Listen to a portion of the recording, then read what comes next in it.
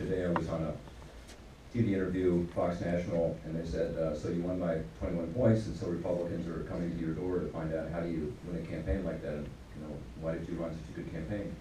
I said, well, we did run a great campaign, I'm proud of it, I'm proud of the grassroots, but really what they ought to focus on is delivering for the people they represent for the campaign, and coming up with an agenda that gives people a sense that they care about them and that they have ideas, tangible ideas to help people in their daily lives. That's how you win campaigns. You can have all the money in the world, you can have the best infrastructure in the world, and you're still not going to win unless you let people know what you stand for and what you've done for them. I am delighted to hear this morning that the Senate Republicans retained our majority. I think this is good for the country because I think it gives us an opportunity to move forward on that pro-growth agenda I talked about. Whether it's to fix this broken tax code and begin to bring some of that money that's trapped overseas back to this country. I'd like to invest some of that in infrastructure, by the way. There's a lot of talk about helping to repair our roads and bridges and ports. I think that's one area where I can see some bipartisan compromise, and I think some of that could work with tax reform. We need to fix the regulations. There are too many regulations that have come out over the last several years that are stifling small business. The courts have stepped in on some of them, but it's an opportunity now for us to stop some of these harmful regulations and have smarter regulations.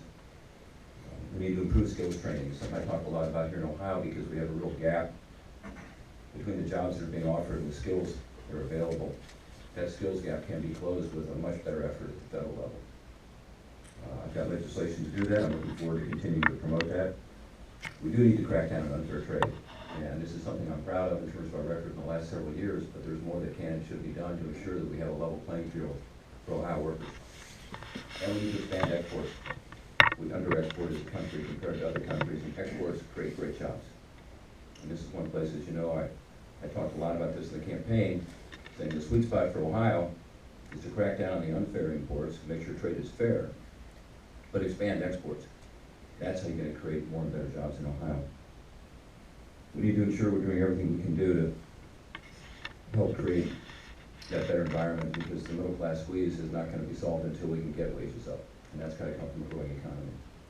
On the expense side, we've got to deal with the overregulation because that's why electricity costs have gone up 25% in Ohio just in the last 6 years. It's why we've seen almost a doubling of healthcare costs for families and individuals just since Obamacare was put into effect. So that's one reason Obamacare does need to be replaced. It's not going to be easy, but it has to be done. Even Democrats understand that.